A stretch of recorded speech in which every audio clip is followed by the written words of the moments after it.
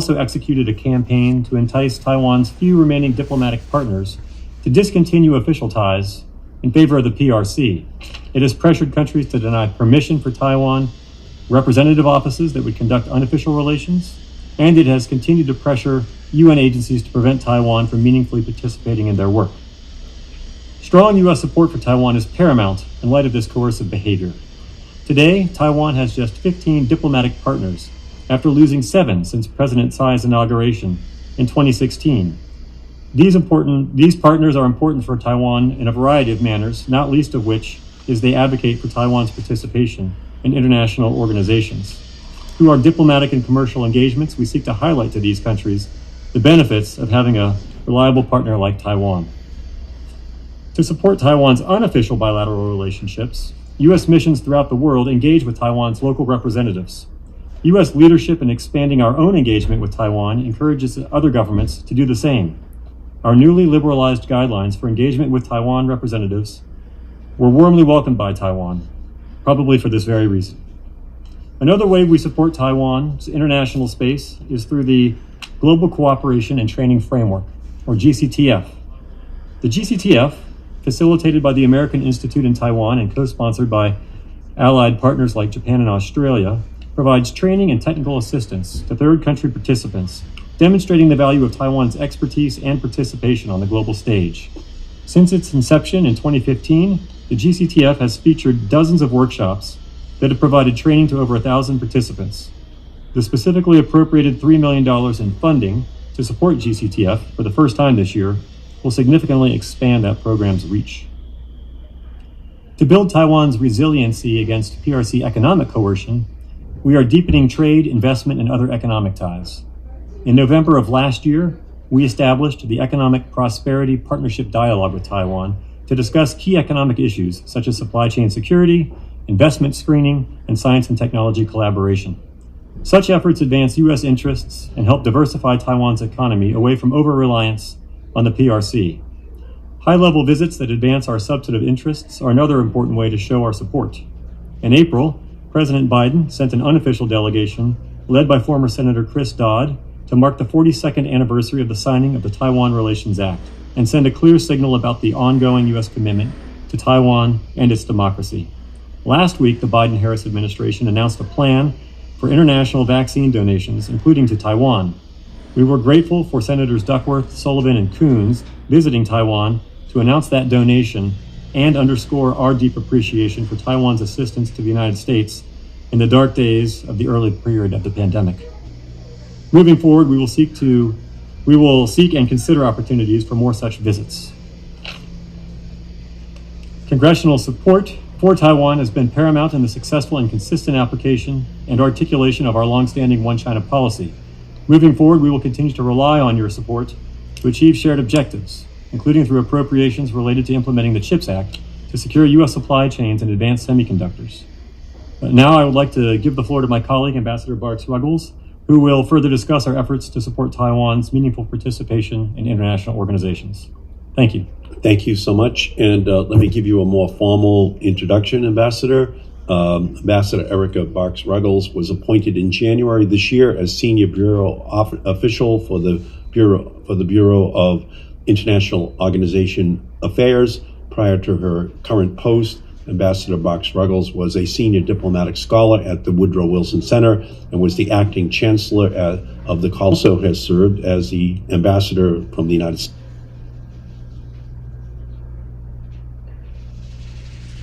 States to the Republic of Rwanda. So we welcome you, Ambassador. Whenever you're ready, please begin.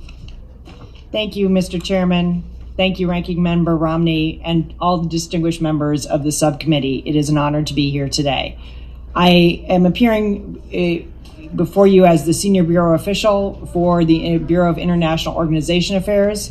I'm pleased that Ambassador Michelle Sisson, who has been nominated to lead the Bureau, had her hearing before this committee last month.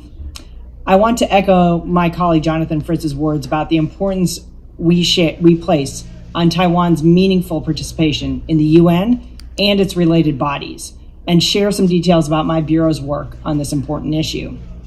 Taiwan's transparent and democratic management of the COVID-19 pandemic is a model for the region and for the world. As you know, this virus knows no politics and knows no boundaries.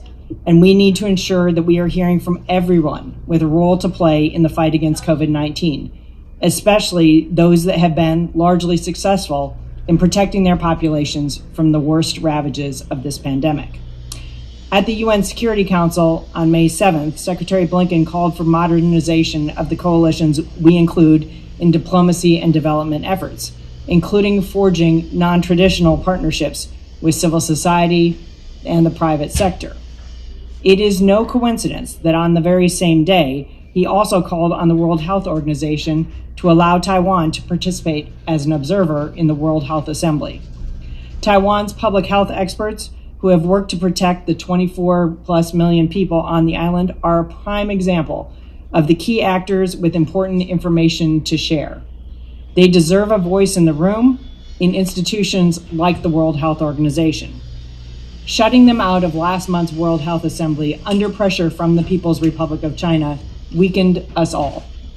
I am proud of the work my team did to advocate for Taiwan's participation, and equally proud of our efforts to work closely with partners to address and broaden the coalition of countries that share the objective of having Taiwan's voice heard. But there is clearly much more work to be done. In that vein, for more than a decade, the Bureau of International Organization Affairs has convened biannual talks to address these concerns. Over time, we have continued to expand the scope and breadth of these discussions with Taiwan. I had the honor of convening our twice-yearly talks with Taiwan virtually on March 30th of this year.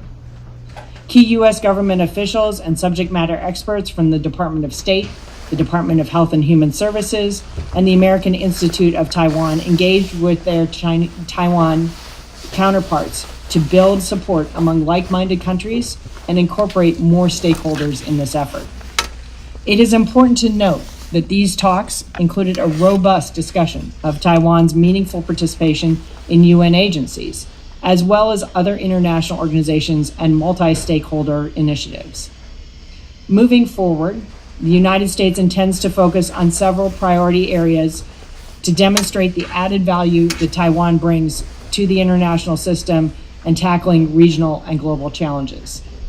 First, working with like-minded nations to advocate for Taiwan's role in global health efforts, such as COVID relief, as well as cancer research and other research efforts in the WHO and its subsidiary organizations, including the International Agency for Research on Cancer, known as IARC in Diplo speak. Second, advocating for opportunities for Taiwan to attend the International Civil Aviation Organization, ICAO, and Interpol meetings, and exchange key aviation safety and law enforcement data to promote safer air travel and combat transnational crime. Third, including Taiwan in the Biden administration's renewed efforts to tackle global climate change, partnering with Taiwan under the auspices of AIT and TECRO to address critical needs and critical technology related to climate change. From halting the spread of deadly disease, to ensuring safe and secure aviation, to stopping global criminal networks, the 24 million people of Taiwan can make an important and constructive contribution in the international system. In the face of unprecedented global challenges, we will continue to work assiduously to secure Taiwan's vital voice in the room. I thank you for the opportunity to appear before you today, and I welcome your questions. Thank you, Ambassador, so much. Thanks to the both of you. So we'll begin questions from the subcommittee.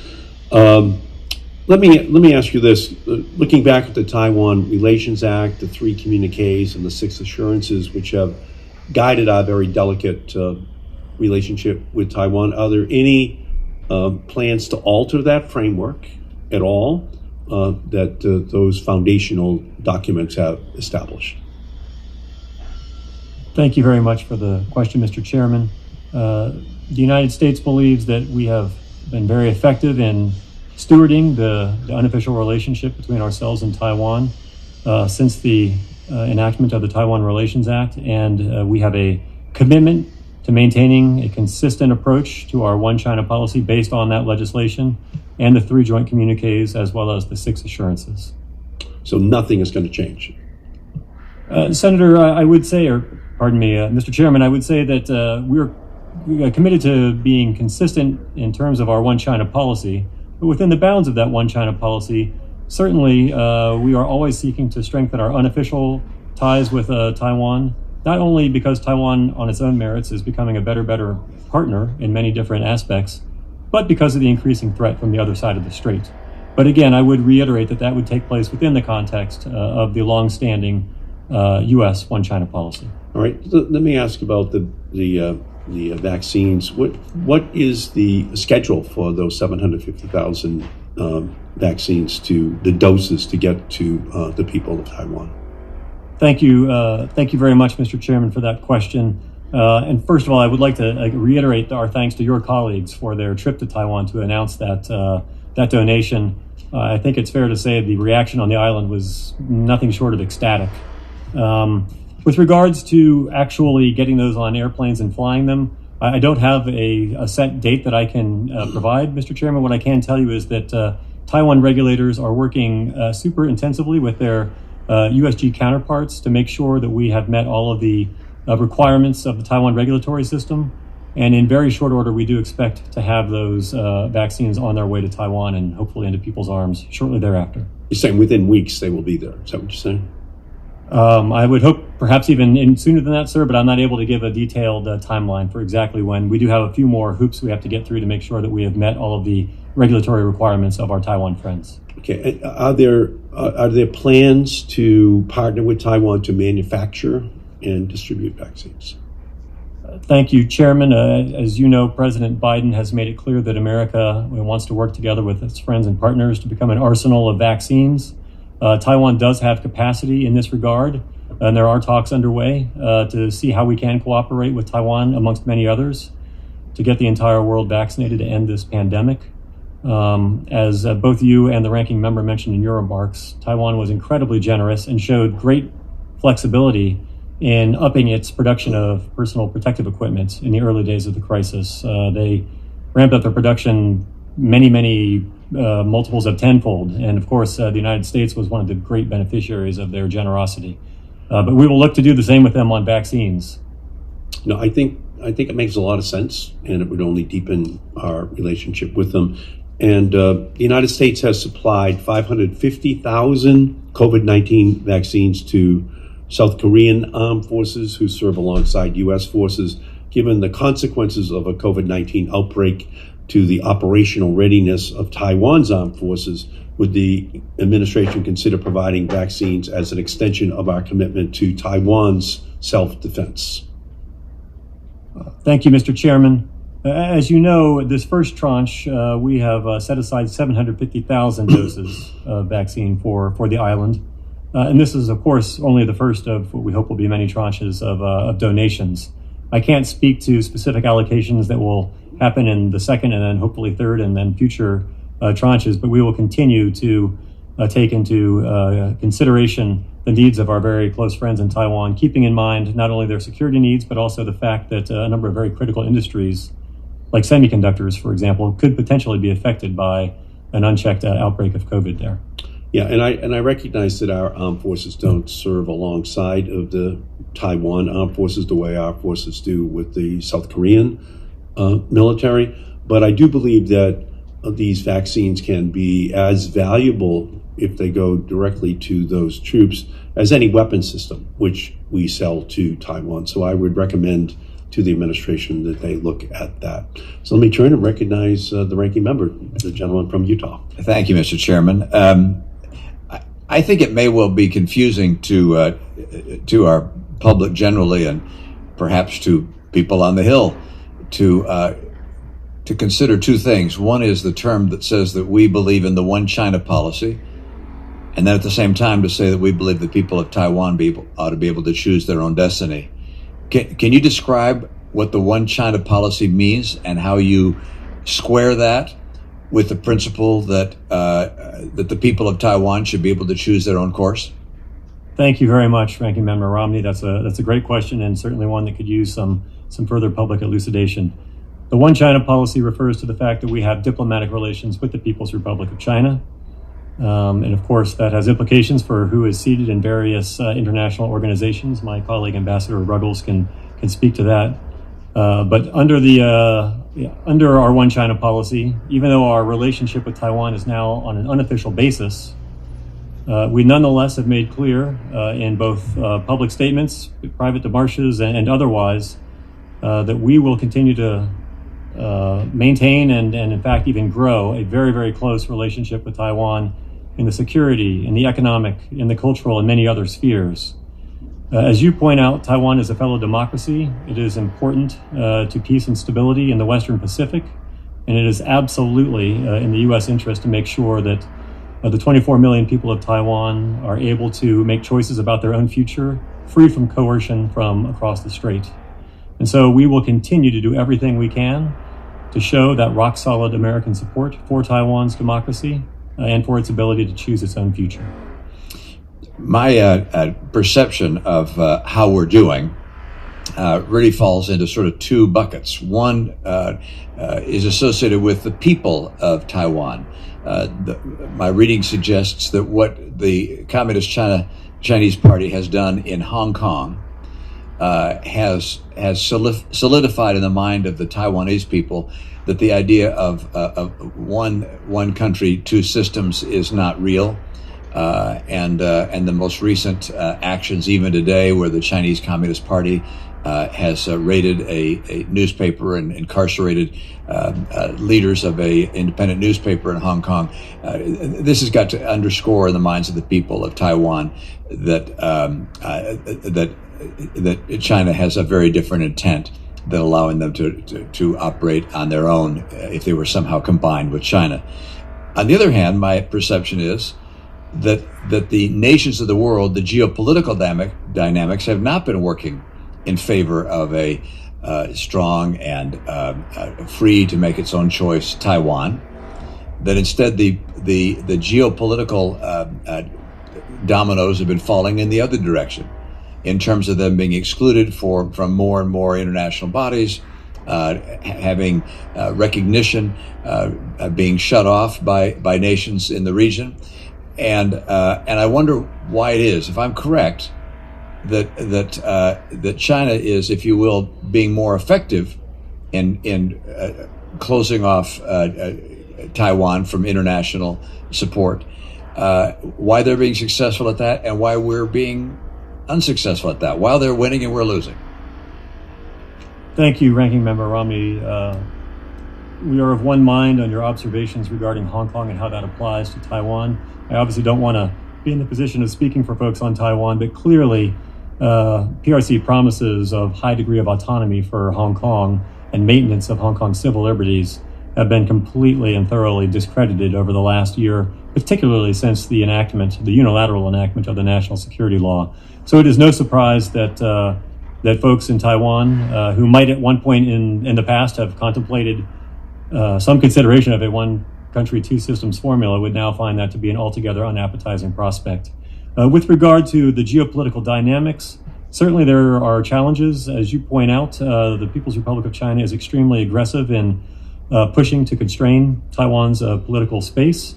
I would point, however, to successes we've had both on the multilateral front, and I'll let Ambassador Barks-Muggles talk about that, but even bilaterally, the Biden-Harris administration has been quite successful in getting many of our closest friends and partners and allies to publicly declare their support for peace and stability in the Taiwan Strait and for Taiwan's democracy. The joint statement that resulted from the visit of the Japanese Prime Minister, the joint statement that resulted from the visit of the South Korean President, the G7 ministerial communique, the G7 summit communique, the US-EU summit document, I can't remember if it was a communique or a joint statement. In all of these, we've seen unprecedented public statements in support of Taiwan and peace and stability across the strait. So again, Ranking Member Romney, I will not deny that the PRC is applying a lot of pressure on folks around the world to isolate Taiwan, but there are in fact some antibodies at work, and we're doing everything we can to strengthen those antibodies. Thank you. Chair recognizes the senator from Delaware. Thank you, Chairman Markey, Ranking Member Romney. Thank you for holding a hearing on this vitally important topic. And let me thank both of our witnesses today. It is great to see you again. Ambassador Barks-Muggles, I must say, as I look back over a decade, our meeting in Rwanda is truly one of the most memorable exchanges I've had, and I don't need to go into details, but it will long live in my memory as one of the most challenging and difficult diplomatic moments we may have both had together in our brief service to the people of the United States. I was so grateful for the opportunity facilitated by the administration to visit Taiwan with Senators Duckworth and Sullivan to announce the delivery of vaccines to Taiwan. We were also in South Korea and had an opportunity to be there as 1 million doses were delivered to South Korea as well. But I thought it was an important opportunity for us to make real our response to Taiwan's kindness to us. In the early days of the pandemic, as the United States was truly struggling with the provision of PPE, Taiwan sent 10 million masks to the people of the United States. In fact, Senator Sullivan brought one of those masks with him and was wearing it during our press conference when we landed in Taipei.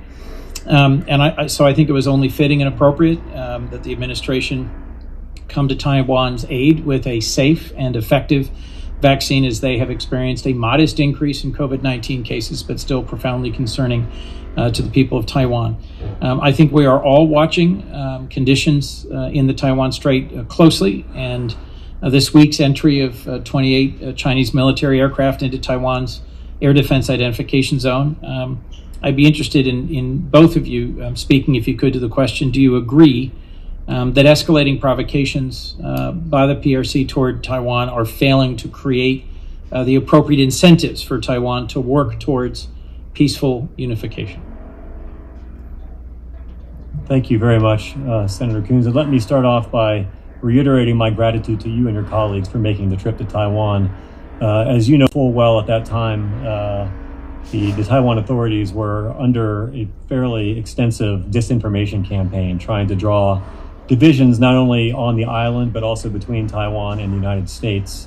And I think your visit had a very galvanizing effect on, I know it had a very galvanizing effect on the morale of the entire island. I have a picture from TECRO representative of the lit up Grand Hotel with the giant USA emblazoned on it.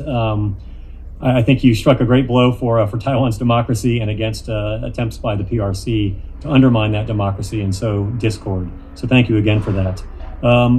With regards to your question about recent PLA incursions, whether it's naval forces or it's air forces, into the airspace and waters around Taiwan, you're absolutely right. This is unfortunately part of an ongoing pattern of increasing military pressure that the PRC is bringing to bear on Taiwan. The administration has been very clear in calling this out, condemning China's attempts to intimidate its neighbors in the region, to include Taiwan, of course, and instead urging that Beijing engage in dialogue with the Taiwan authorities. In addition to that, Senator, of course, we are also taking steps to make sure that Taiwan is able to defend itself.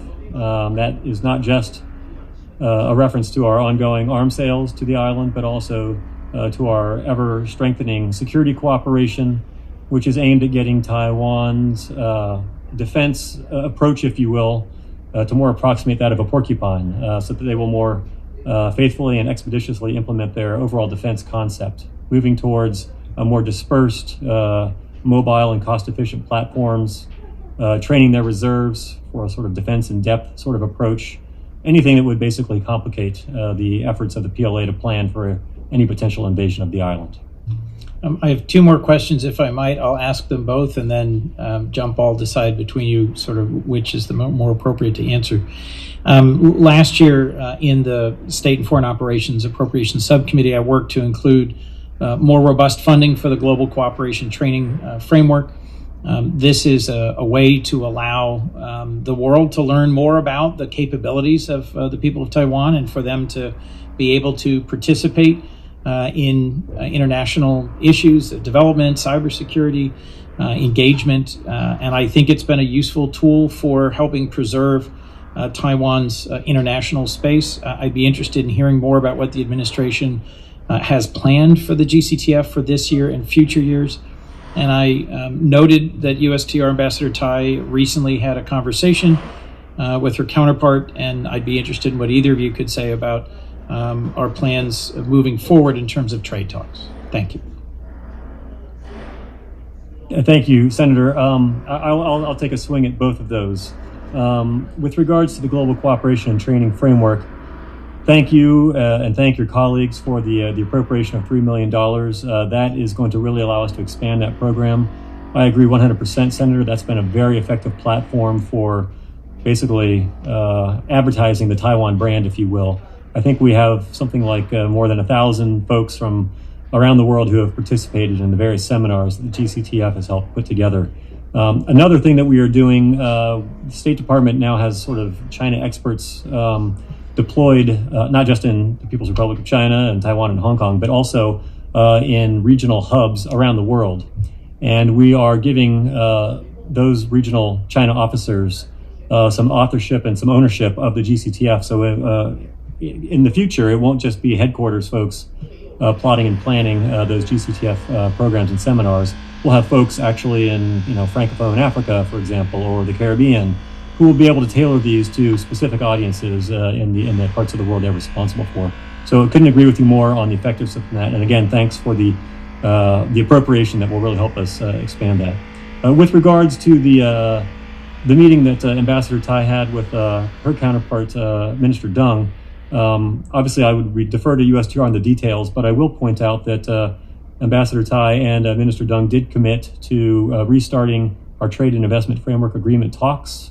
We have not had a round of TIFA Council meetings, I think, for something like 4 or 5 years now, but I do believe that USTR is planning to hold one of those in the very near future. There's obviously a broad range of issues to go into great detail with Taiwan, given they're our 9th largest trading partner and home to many industries of very strategic importance, whether that's in the health sector or semiconductors. But I think it's probably safest for me to defer to my colleagues on 17th Street there. Senator, thank you. As much of cross-strait relations are mired in strategic ambiguity on both sides, it may become more difficult to distinguish between actions that fall below the threshold of conflict with those that risk leading to an escalation. We know from the U.S.-China summit in Anchorage, Alaska, that China's leaders are not shy about referring to Taiwan as a red line issue or part of its core interests, the implication being that it is willing to go to war over Taiwan. I believe that we need to have ongoing dialogues to ensure that a military exercise or an incident at sea does not become a prelude to a conflict. As the Singaporean Prime Minister recently said of the stakes of a U.S.-China war, everything is to be lost. Mr. Fritz, do you agree that it is in the interest of all sides to avoid a war over Taiwan, which would lead to catastrophic consequences for all parties involved?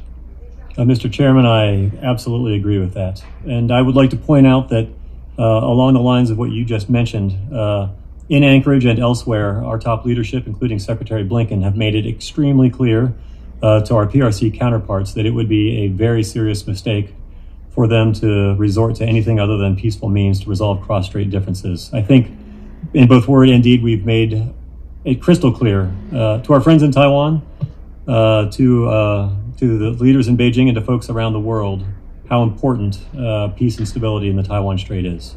Now, some observers say that China is unlikely to move to forcefully attempt to unify Taiwan, barring a push for independence by Taiwan. Others note that their calculus is driven by the moment when it believes it is most militarily advantageous for them to do so. Regardless of what motivates Beijing, our policy approach should be the same. Do you agree that it is important to signal that any disruption to the status quo, be it through forcible unification or independence, is unacceptable? Mr. Chairman, I agree with that statement. So I don't believe that we are entering a new Cold War with China, but we can draw upon lessons from U.S.-Soviet and U.S.-Russia transparency and confidence-building steps and formal agreements that help prevent the Cold War from going hot. And I'm concerned that we do not have an active crisis hotline between our militaries. And I'm also concerned that Secretary of State Blinken indicated following the Anchorage summit that we would not be seeking a follow-on strategic dialogue with China. It's in our interest to ensure that a conflict in the Strait or the South China Sea does not escalate between the United States and China, both of whom are nuclear armed. Is it still the position of the State Department that it does not seek an additional strategic stability dialogue with Beijing to negotiate measures that reduce the risk of hostilities? Thank you, Mr. Chairman. You raise a very, very important series of issues there.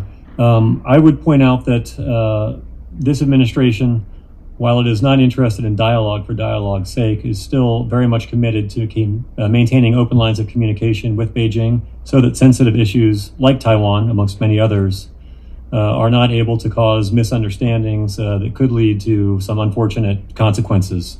As you pointed out, and obviously it's quite in the public eye, we've already had the Secretary and National Security Advisor Sullivan meeting with their counterparts in Anchorage. And I can assure you that the Secretary and the Deputy Secretary of State have had additional interactions with their counterparts since then. We expect those to continue going forward. The issue of communications in a crisis is indeed a very important one. That is something that is very high on our agenda. We have no desire for misunderstandings that could potentially lead to unfortunate consequences. And so that will indeed be something that will factor very high on the agenda, both at the State Department and other agencies around the executive branch as well. Okay, well, the Chinese military's incursions into Taiwan's air defense identification zone and amphibious assault exercises have increased to their highest levels in 25 years. These actions have raised concerns about a looming conflict over Taiwan. However, we also know that a protracted conflict over Taiwan is not likely in China's interest, that their military does not seem to have the appropriate military capabilities for such a confrontation, and that Beijing has responded in a similar provocative way to U.S. arms sales to Taiwan in the past and in response to shifts in Taiwanese politics. Mr. Fritz, to what do you assign recent provocative moves by Beijing in the Taiwan Strait? Thank you for that question, Mr. Chairman. There is some debate about that. Beijing's leadership is notoriously opaque, and so it would be somewhat difficult for me to opine with any sort of authoritativeness on what is motivating the PRC to take an ever more aggressive approach to intimidating Taiwan. Certainly, much of it has to do, I believe, with the fact that the PRC is very upset with the results of the two most recent presidential elections on the island.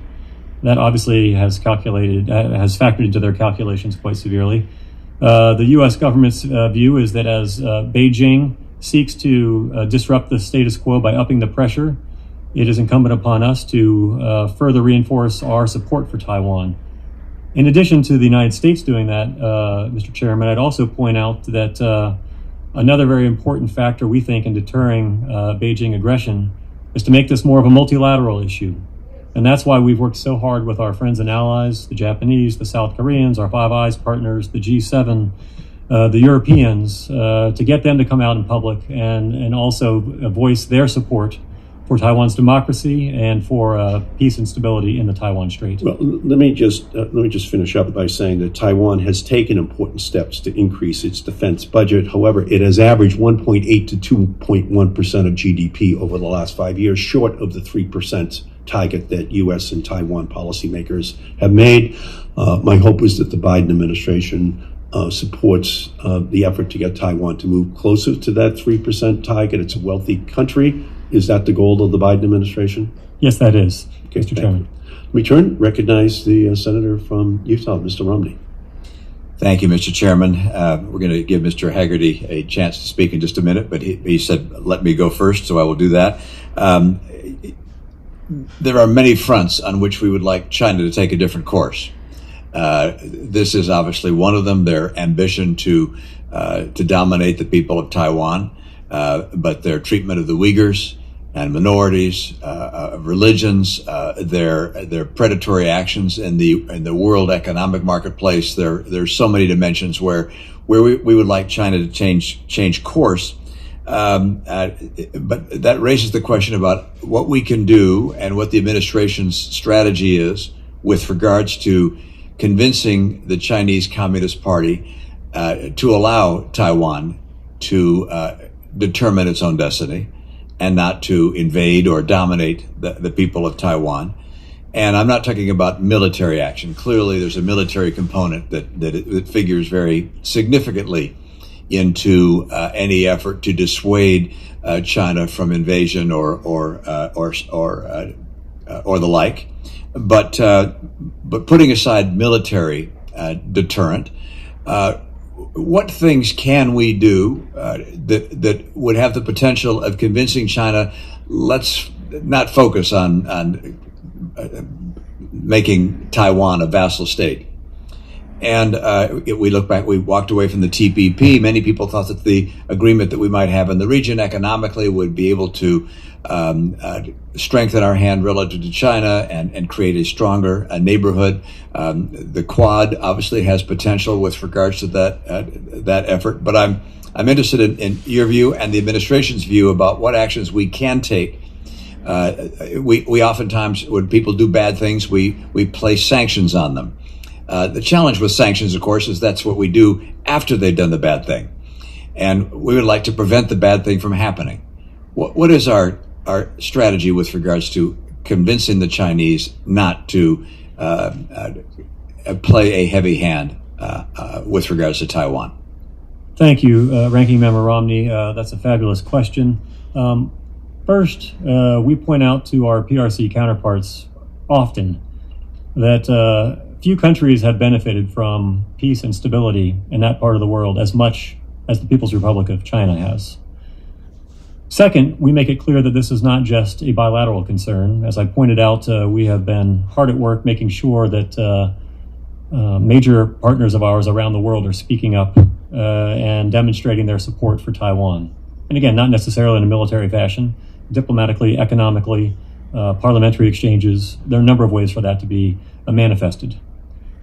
Third, we've also been very, very clear, as I mentioned earlier, with the PRC in terms of, I guess I would be best suited to just quote the Secretary Blinken. I mean, he said it would be a very serious mistake for anyone to resort to anything other than peaceful means to resolve cross-strait differences. And I am very confident that the PRC leaders in Beijing are crystal clear that if they were to decide to use some coercive manner to unify Taiwan, they would face grave consequences.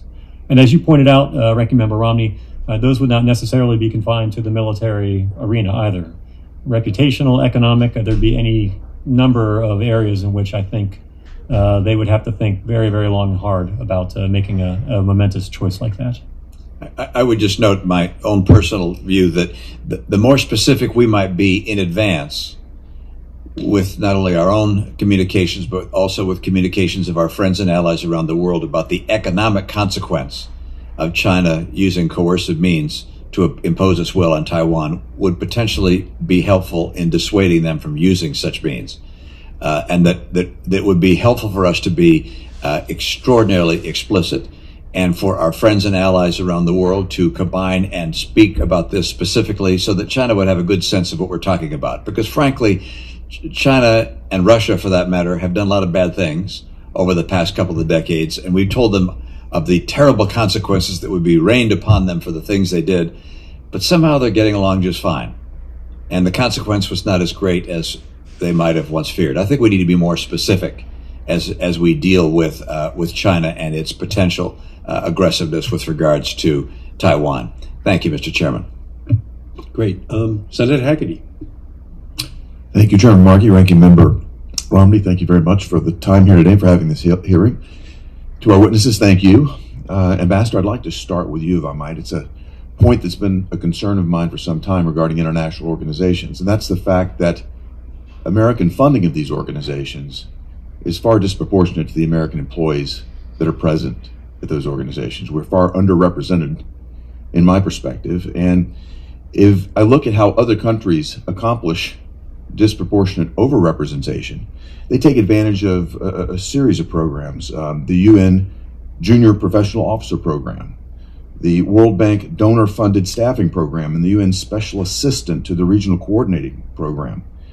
In particular, China has done a big job at doing this and achieving a disproportionate representation, disproportionately high representation of these organizations. It also is evident to me that the United States takes very little advantage of these organizations, and it puts us at a numeric disadvantage when you look at how we project our influence in these organizations, how we make American thought and American perspective heard, particularly in light of the fact that these other countries that do not pay as much on a percentage basis are overrepresented, excuse me. So I'd like to know how many of these positions, these 3 programs that I just mentioned, does the department currently fund? And do we intend to continue funding those? I'd like to get an accounting of that. Thank you, Senator, for your question, and I appreciate your interest in this important issue.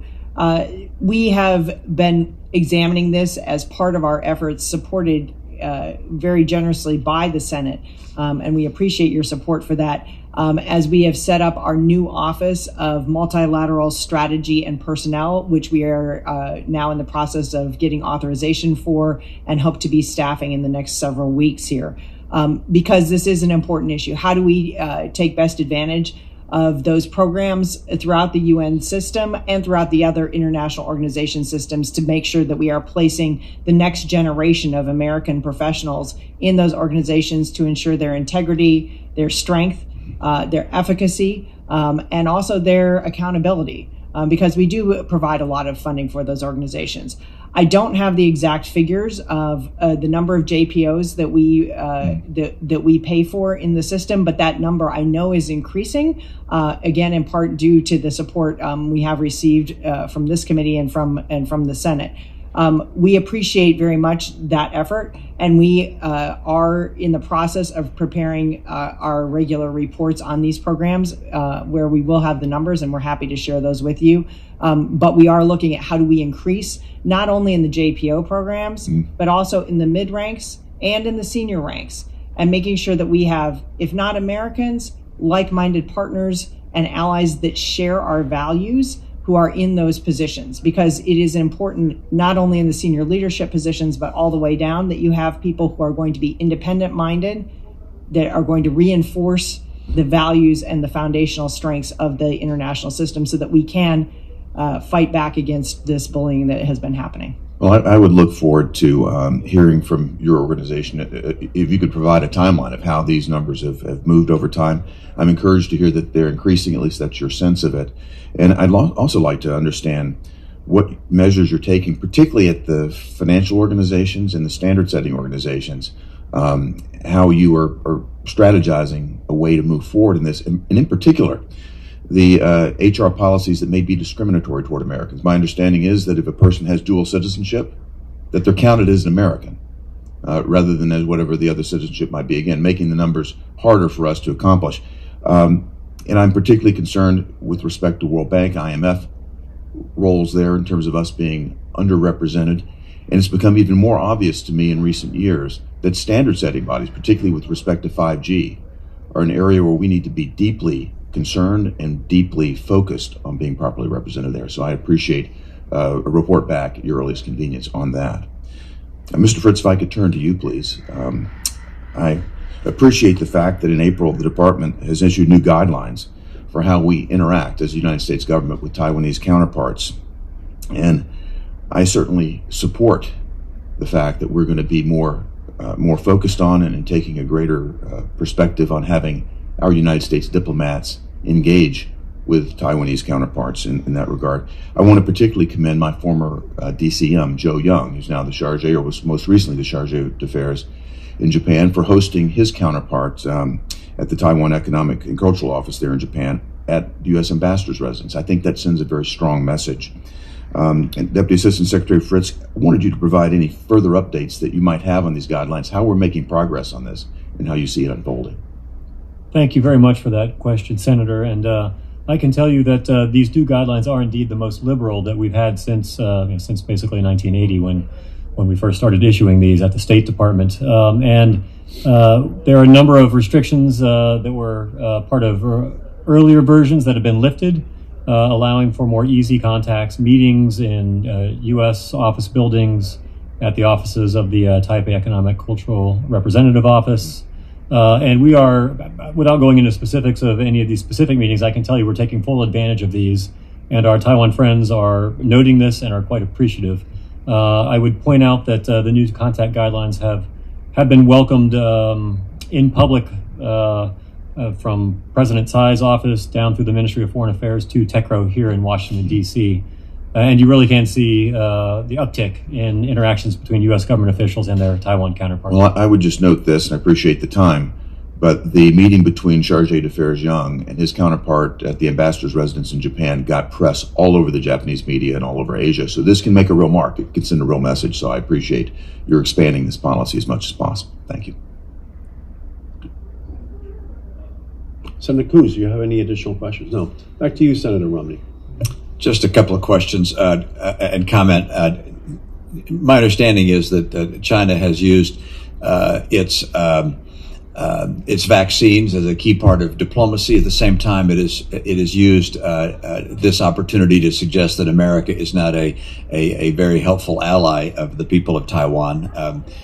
Taiwan's ambassador indicated that she had actually received indication of texts coming from the Chinese Communist Party saying that Americans have so much vaccine that we're vaccinating our pets, and that we think more of our dogs than we think of the people of Taiwan. This kind of misinformation spreads throughout Taiwan, and therefore I want to underscore something that others have raised, which is the urgency of getting vaccinations, of getting vaccines to the people of Taiwan. There's a need for about 2 million vaccinations. We've agreed to 750,000. I would strongly encourage us to move as soon as we can to the higher number, and that we get these to the people of Taiwan as urgently as we possibly can. This is a nation obviously seeing a significant uptick in infections, given the Delta variant. And it has humanitarian implications, but also strategic implications that are very important, given the disinformation campaign that the Chinese are carrying out. Is what I'm saying consistent with your own understanding of what's happening with regards to Chinese misinformation, and is that happening on various fronts around the world? Ranking Member Romney, you're absolutely right. I think Taiwan is probably receiving, the brunt of PRC disinformation. On the other hand, we've also seen Taiwan develop quite a bit of resilience to this sort of thing. They're getting very good at identifying and pushing back with media literacy, social media literacy programs, transparency, basically, and we have actually quite a lot to learn from them in terms of combating disinformation. And back to the Global Cooperation and Training Framework platform that Senator Coons mentioned, we have been able to use that platform to take some of Taiwan's expertise and share it with others around the world who are also subjected to PRC disinformation, but also disinformation from other bad actors, whether that be Russians or others. One more question, and that is, I would hate for us in our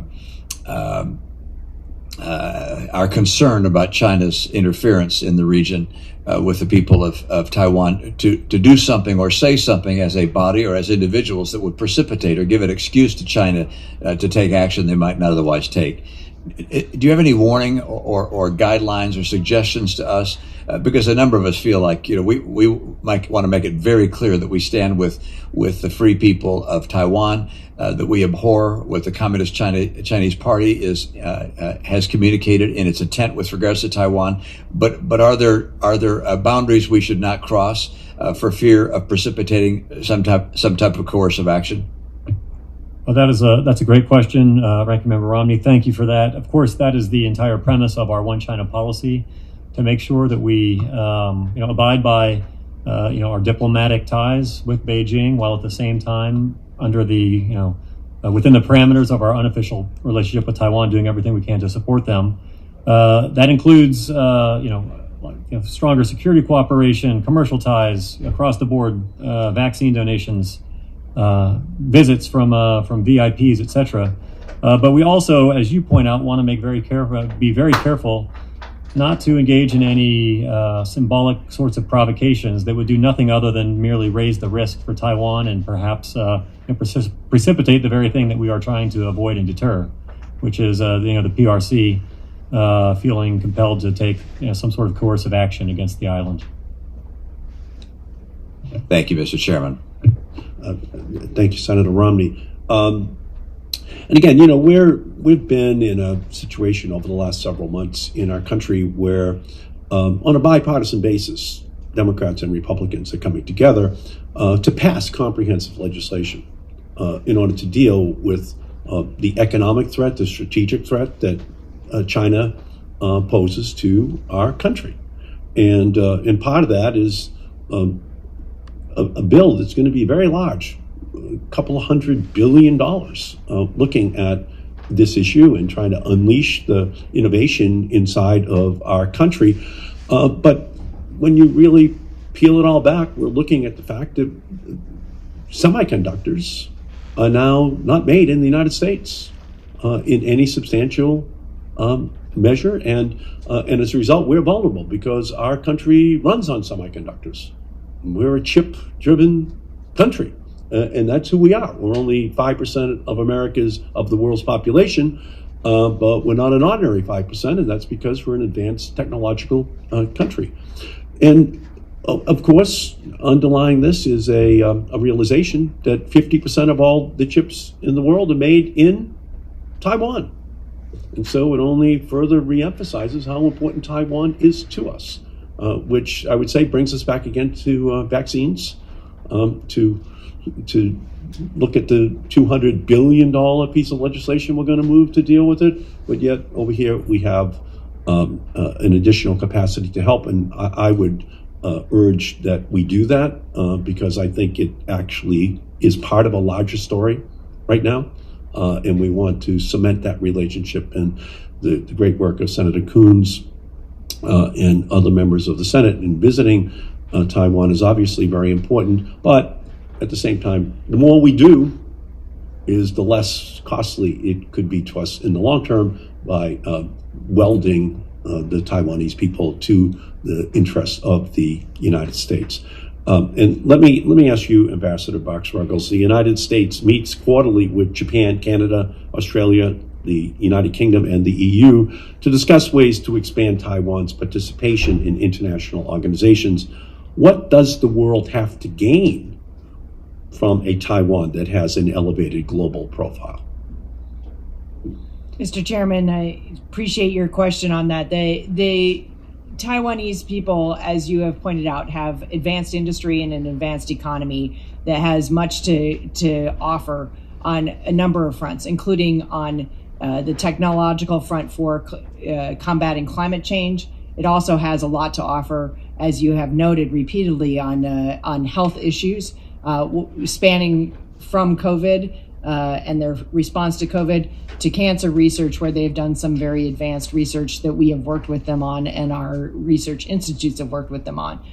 We believe that they have a voice, they have expertise, and they have experience that is valuable to the entire world in combating these global issues. But they also have a lot to bring to the table in areas from civil aviation safety, where they have an enormous experience dealing with a very tough geography for their airport, and they can bring that to the table at the Civil Aviation Organization, and in law enforcement and combating international global criminal networks, where we think that they could bring a lot more to bear at Interpol and related agencies. So 24 million people with an advanced economy should have a voice at the table on all of these fronts, and we're committed to trying to work with them to do so. Yeah, I agree with you when you talk about civil aviation. It doesn't make any sense. China can't obviously want there to be mid-air aviation collisions, so excluding Taiwan from the Civil Air Organization makes absolutely no sense whatsoever. And again, I just think it's important for us to press as hard as we can